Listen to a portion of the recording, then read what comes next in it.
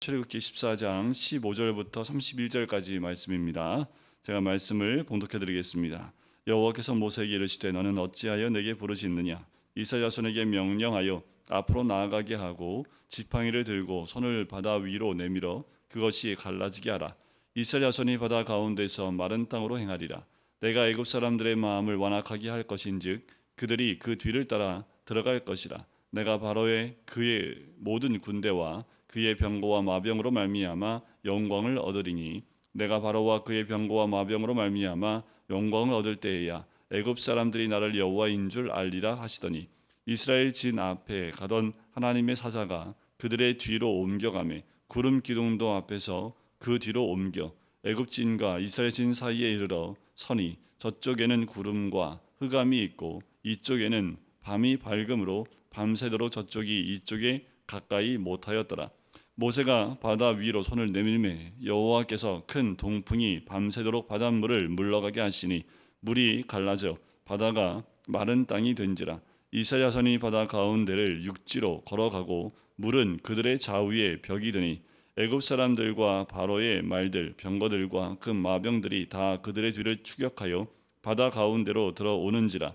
새벽에 여호와께서 불과 구름 기둥 가운데서 애굽 군대를 보시고 애굽 군대를 어지럽게 하시며 그들의 병거 바퀴를 벗겨서 달리기가 어렵게 하시니 애굽 사람들이 이르되 이스라엘 앞에서 우리가 도망하자. 여호와가 그들을 위하여 싸워 애굽 사람들을 치는도다. 여호와께서 모세에게 이르시되 내 손을 바다 위로 내밀어 물이 애굽 사람들과 그들의 병거들과 마병들 위에 다시 흐르게 하라 하시니 모세가 곧 손을 바다 위로 내밀매 새벽이 되어 바다의 힘이 회복된지라. 애굽 사람들이 물을 거슬러 도망하나 여호와께서 애굽 사람들을 바다 가운데 엎으시니 물이 다시 흘러 병거들과 기병들을 덮되 그들의 뒤를 따라 바다에 들어간 바로의 군대를 다 덮으니 하나도 남지 아니하였더라. 그러나 이스라엘 자손은 바다 가운데를 육지로 행하였고 물이 좌우의 벽이 되었더라. 그날에 여호와께서 이같이 이스라엘을 애굽 사람의 손에서 구원하심에 이스라엘이 바닷가에서 애굽 사람들이 죽어 있는 것을 보았더라. 이스라엘 하나님 이스라엘 여호와께서 애굽 사람들에게 행하신 그 큰 능력을 보았으므로 백성이 여호와를 경외하며 여호와와 그의 종 모세를 믿었더라. 아멘. 이스라엘 민족이 홍해라는 바다 앞에 서 있습니다. 그리고 그 광경을 전해들은 바로가 바로 이들이 바다에 그리고 광야에 갇혀 있는 것을 보고 쫓아오게 되지요. 병거들과 마병들과 함께 군사들과 함께 지휘관들과 함께 쫓아오게 됩니다. 그리고 다시 이스라엘 민족을 공격하고 억압하여 자신들의 노예를 삼고자 다시 그들을 추격하는 일이 벌어지게 되는 거지요. 그들이 그 광경을 보고 아우성치기 시작을 하고 부르짖기 시작을 합니다. 모세에게 원망하기 시작을 해요. 하지만 모세는 믿음으로 전파합니다. 여호와께서 너희를 위하여 싸우신다 라고 말씀을 하는 거지요. 그리고 오늘 여호와께서 모세에게 이야기하지요. 어찌하여 내게 부르짖느냐 라는 거예요. 이스라엘 자손에게 명령하여 앞으로 나가게 하고 라는 겁니다. 하나님의 인도하심 눈앞에 있습니다. 구름기둥과 불기둥이 여전히 있고 구름기둥과 불기둥이 움직이는 대로 가면 돼요. 앞으로 나아가면 됩니다. 근데 왜 내게 부르짖느냐라는 거예요. 그만큼 우리는 눈에 보이는 환경에 매일 때가 굉장히 많습니다. 앞에 바다가 있으니 나갈 수 없다라는 생각에 갇혀 있는 거지요. 우리는 우리의 경험과 사고와 눈앞에 보는 현실 가운데 묶여서 하나님의 인도하심에 따라 가지 못하는 경우가 많습니다. 왜 내게 부르짖느냐는 거예요. 그냥 앞으로 나가면 되는데 왜 내게 부르짖느냐? 지팡이를 들고 손을 바다 위로 내밀어 그것이 갈라지게 하라. 이스라엘 자손이 바다 가운데에서 마른 땅으로 행하리라.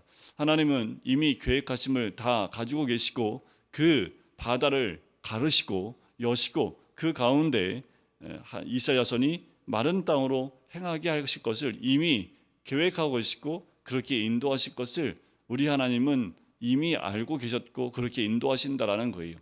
그러니 너희는 그냥 앞으로 나가면 된다라고 얘기를 하지요. 하지만 내가 바닷가로 인도하는 것은 두 가지입니다. 지금 이 애굽 사람들의 그 완악함을 통해서 그들이 이 홍해를 통하여 갈라져 가는 이스라엘 자손의 모습을 보면서 내가 여호와인 줄 알 것이고 더 나아가서 이스라엘 백성이 이 아우성치고 원망하는 그들이 여호와 하나님을 경외할 뿐만 아니라 모세를 믿게 하는 큰 사건으로 역사를 한다라는 거지요. 여러분, 우리 삶 가운데 홍해와 같이 앞을 가로막는 사건 없습니까? 도저히 앞으로 갈 수 없고 이러지도 못하고 저러지도 못하며 죽을 것 같은 환경 가운데 하나님이 우리를 인도하신 적 없습니까? 하나님이 홍해 가운데 이렇게 깊은 바다가 아니라 홍해도 건널 만한 얕은 물이 없었을까요? 그쪽으로 돌아서 하나님이 이스라엘 민족을 인도하면 되지 않았을까요? 그러면 빠르게 그것을 통과해서 가지 않았을까요? 아마 그러면 애굽 군대에서 다 전멸했을 겁니다. 아마 애굽 군대가 동일하게 그 홍해, 얕은 홍해 물을 건너서 공격해 들어왔을 거예요. 하나님이 이미 모든 것 다 알고 계십니다. 이미 이 이스라엘 백성이 믿음이 없음을 알고 있어요. 10가지 재앙이 있었고 그걸 통해서 마지막 재앙을 통해서 이스라엘 민족이 나왔음에도 불구하고 하나님이 인도하시고 하나님이 함께 하시는 것을 그들이 믿지 못하고 깨닫지 못하고 여호와 하나님을 경외하지 못한다라는 거지요. 그래서 하나님이 막다른 골목 가운데 인도하시는 겁니다. 그리고 하나님 방법대로 이들을 인도하시게 되는 것을 하나님이 경험케 하신다라는 거예요. 여러분들, 홍해 가운데 우리를 죽이려고 인도하셨을까요? 애굽에서 나오게 하신 하나님께서 홍해 앞에 막아놓고 뒤에 애굽의 공격에 의해서 거기서 몰살시키기 위해서 하나님이 그렇게 인도하셨겠습니까? 우리를 믿음으로 인도하시는, 우리를 인도하신 하나님께서 우리를 죽이려고 그런 환경 가운데 우리를 몰아넣으시겠습니까? 그럼에도 불구하고 우리의 연약함, 우리의 믿음 없음은 아우성치고 원망하고 불평하고 죽겠다고 아우성을 칩니다. 하나님이 죽이기 위해서 데리고 나오신 것 아니지요. 하나님의 군대와 하나님 백성 되게 하기 위해서 데리고 나왔음에도 불구하고 아직 여호와 하나님을 경외하지도 못하고 그들의 리더인 모세도 믿지 못하는 이들의 모습을 바라보게 하기 위해서, 직면케 하기 위해서 이 홍해 앞에 인도하시는 거지요. 하나님이 모세를 통해서 홍해를 여십니다. 홍해를 건너는데 질퍽거리는 그 홍해 밑바닥이 아니라 마른 땅으로 걷게 하신다라는 거예요. 여러분들 꼭 기억하십시오. 어떤 환경이든 하나님이 우리를 죽이려고 인도하시는 환경은 없습니다. 그 환경을 통해서 하나님이 하나님 되심을 경험케 하신다라는 거지요. 우리가 꼭 기억하셔야 됩니다. 지나오는 환경 가운데 또 앞으로도 우리에게 닥칠 환경 가운데 이와 비슷한 환경이 올 수 있습니다. 하지만 하나님을 의지하고 앞으로 나가면 돼요. 자, 홍해가 갈라지는 그때에 어떻게 됩니까? 하나님의 영이 사자가 이들이 이스라엘 민족을 인도했던 그 사자가 뒤로 움직여갑니다. 그러니 동시에 구름 기둥이 뒤로 옮겨가요. 그러면서 이스라엘 진과 이스라엘 애굽진 사이에 구름이 끼면서 흑암이 임합니다. 이쪽에는 흑암이고 앞쪽에는 밝은 빛이 있어요. 그래서 이쪽과 저쪽이 완전히 갈라진다라는 겁니다. 그래요. 그렇게 환경이 힘들어도 하나님의 역사 가운데 이쪽과 저쪽이 나눠지게 됩니다. 빛이 있는 곳과 흑암이 있는 곳으로 나눠지게 됩니다. 하나님은 여전히 우리를 빛 가운데로 인도하시는 분인 줄 믿습니다. 앞이 막히고 갈 길이 없고 모든 것이 막혀서 정말 캄캄하다 할지라도 우리가 하나님 말씀대로 순종해 가면 밝은 빛 가운데로 인도할 뿐만 아니라 세상은 어둠 가운데 묻혀서 이쪽과 저쪽이 나누어지는 하나님의 인도하심을 보게 되는 거지요. 모세가 바다 위로 손을 내밀매 하나님께서 큰 동풍을 일으킵니다. 밤새도록 바닷물을 물러가게 하시고 물이 갈라져 바다가 마른 땅이 되어져 버립니다. 그리고 이스라엘 민족이 바다 가운데로 육지로 걸어서 물은 그들 좌우에 벽이 되지요. 하나님 만들어주신 아쿠아리움입니다. 옆에 정말 거울로 유리로 물을 막아놓은 것처럼 아쿠아리움에 가면 물속을 지나갈 수 있도록 만든 것처럼 하나님께서 그렇게 이스라엘 민족이 걸어갈 수 있도록 바다의 물을 좌우에 벽이 되게 만듭니다. 그 광경을 본 애굽 사람들이 쫓아 들어오지요. 그리고 이스라엘 백성이 다 지나가고 난 다음에 모세가 다시 손을 드니까 그 벽이 됐던 물이 힘을 다시 얻어서 다시 바다가 전처럼 흐르기 시작을 합니다. 그 가운데 쫓아 들어왔던 그 애굽의 군대가 단 한 명도 남기지 않고 다 수장이 되지요. 그 광경을 누가 봐요? 이스라엘 백성들이 봅니다. 그리고 자기들의 눈앞에 죽어 있는 애굽 사람들을 보았다라는 거예요. 여러분들 꼭 기억하셔야 될 건 뭐냐 하면 하나님께서 왜 이 바다를 여시고 그 가운데 우리를 통과시키셨냐라는 거예요. 과연 바다를 지나갈 때 우리는 그 가운데 살아있는 것이었을까라는 거지요. 하나님이 굳이 바다 밑을 통과해서 가게 하신 이유, 그리고 다시 그 바다에 애굽 사람들을 수장시키신 이유가 무엇일까라는 거예요. 이스라엘 백성은 바다 가운데를 통과하며 죽은 사람들입니다. 그 안에 그 이스라엘 백성이 가졌던 애굽적인 사고와 애굽의 습관과 애굽에 가지고 있었던 세상적인 모든 것들을 다 죽여야 되는 것이 이 바다 밑바닥입니다. 그 대표적인 예로 애굽 사람들이 다 대신 수장돼 죽지요. 그곳에 누가 죽어야 됩니까? 이스라엘 백성이 죽어야 합니다. 그럼에도 불구하고 하나님 애굽 백성, 애굽 군대를 죽임을 통해서 너희들이 이와 같이 애굽의 모든 것을 다 죽이고 광야길로 새 생명을 얻어 가야 됨을 이야기합니다. 신앙의 길은 내 생명으로 가는 것 아닙니다. 주님 주신 생명으로 걸어가는 길이 광야의 길이고 구원의 길입니다. 근데 여전히 내 생각, 내 생명, 그리고 내 것을 가지고 간다면 그 모든 것들은 결국 나를 넘어지게 하고 또 나를 죽이는 곳으로 인도하는 것이 될 수밖에 없습니다. 우리가 이 홍해를 사도 바울은 세례로 이야기합니다. 세례는 무엇입니까? 옛사람은 죽고 새사람으로 사는 거지요. 내가 죽고 예수의 영으로 사는 것이 세례입니다. 사도 바울은 이 홍해를 세례로 이야기했던 것처럼 이스라엘 백성도 애굽의 모든 것이 죽고 오직 하나님의 영으로 새 생명을 얻어 이제 하나님 백성과 하나님의 군대화 되어지는 광야의 훈련으로 들어가게 되는 거지요. 하나님은 절대로 하나님 백성을 죽이는 환경 가운데 죽이려고 인도하시는 분이 아니라 그 환경 가운데 우리가 여전히 죽지 못한 부분들을 다 빼내기 원하시고 그 모든 것이 예수의 그리고 하나님의 영으로 그리고 하나님의 생명으로 예수의 생명으로 가득 채워지기를 원하시는 것이 우리 하나님의 뜻이며 우리 하나님이 원하시는 것입니다. 여러분, 우리가 아직도 믿음 가운데 출발을 했지만 여전히 홍해 앞에 머물러서 부르짖고 있고 원망하고 있는 것이 우리의 모습은 아닙니까? 하나님 분명히 홍해의 길을 열었음에도 불구하고 의심하고 그 바다 가운데로 통과하지 못하고 있지는 않습니까? 여전히 애굽을 나의 주인으로 섬기며 애굽을 붙들고 있지는 않습니까? 애굽을 붙들고 있는 그 영혼은 아직도 구원받지 못한 영혼이지요. 아직도 세상의 노예로 살고 있기 때문에 예수의 영이 주인이 되지 못한 그 심령들은 여전히 세상의 지배를 받고 세상의 두려움 가운데 결국 애굽 이 마병과 이 군병들처럼 바다 가운데 수장될 수밖에 없는 것이요. 우리는 오로지 예수의 영으로만 사는 사람들입니다. 우리는 오로지 새 생명을 얻은 사람들입니다. 보라, 이전 것은 지나갔으니 새 것이 되었도다 라는 그 말씀처럼 이전 것이 다 지나갔고 새 것이 되어진 하나님 백성으로 사는 것이 우리들의 선택이며 또한 우리의 믿음이며 우리의 고백이 되어야 될 줄 믿습니다.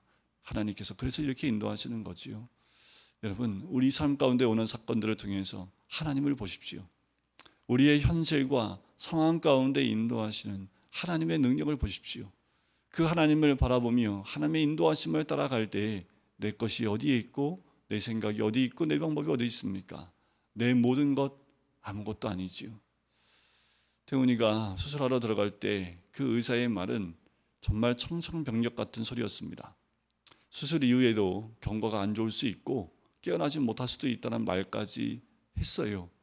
너무나 부정적인 말을 많이 했고 또 너무나 안 좋은 말을 많이 해서 저도 참 놀랬고 그래서 긴급 기도를 요청을 한 거지요. 하나님만이 하실 수밖에 없겠다라고 생각을 하고 그리고 함께 기도하자고 기도 제목을 함께 나눴던 겁니다. 의외로 3시간 걸려야 될 수술이 1시간 좀 지나서 마무리가 됐고 수술 이후에 나온 그 동일한 의사의 그 입술에서는 그 1시간 전의 부정적인 말이 긍정적인 말로 다 바뀌어 있었습니다. 열어보니 생각보다 그렇게 심각한 상황이 아니었고 또 이런 상황이 오히려 이 아이가 빠르게 회복할 수 있도록 저체온 그리고 여러 가지 요법들 이런 것들을 집중치료실에서 함을 통해서 이 치료를 하는 것들이 오히려 이 태훈이한테는 더 맞는 그런 치료 방법이었던 거지요. 그 치료가 방법이 딱 들어가자마자 바로 바이러스를 줄어가면서 지금 몸이 빠르게 회복되어지고 하고 있다라는 거지요.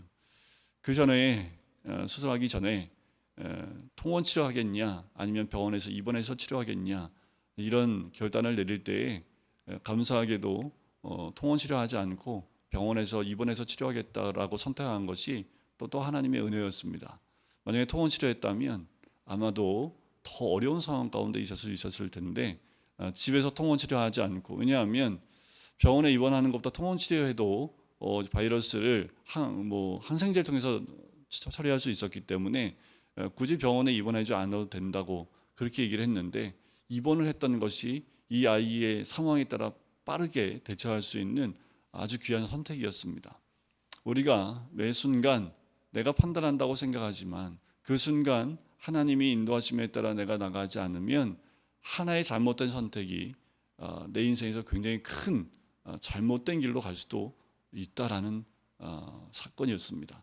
앞으로 회복할 때까지 우리가 계속 관심을 갖고 긴장하고 기도를 해야 합니다. 아직 두개골이 열려 있는 상태이기 때문에 온전히 회복되고 태어날 때까지 우리가 긴장해서 그 생명이 온전히 주님 앞에서 건강하게 잘 자랄 수 있도록 우리가 관심을 갖고 기도해야겠지요. 앞으로도 이 아이를 통해서 하나님이 어떻게 역사하실지를 우리가 봐야 합니다. 그리고 건강하게 이 아이가 잘 자랄 수 있도록 우리가 해야 될 것은 기도와 함께 믿음으로 하나님의 역사를 바라보는 거지요. 이와 같이 우리의 삶 가운데 오는 정말 우리가 들을 땐 모든 것을 포기할 수밖에 없는 이야기가 들린다 할지라도 믿음 가운데 하나님이 역전시킬 것을 바라보며 나갈 때 하나님의 은혜가 우리의 삶 가운데 임하게 될 줄 믿습니다. 우리는 오로지 말씀 가운데 따라가기만 하면 됩니다. 여시면 가고 또 물속으로 가라 하시면 가면 됩니다. 그러면 순종하여 갈 때 하나님이 열어주신 길이 우리에겐 복된 길로 바뀌어지게 될 줄 믿습니다. 기도하겠습니다. 사랑해 주님 감사합니다.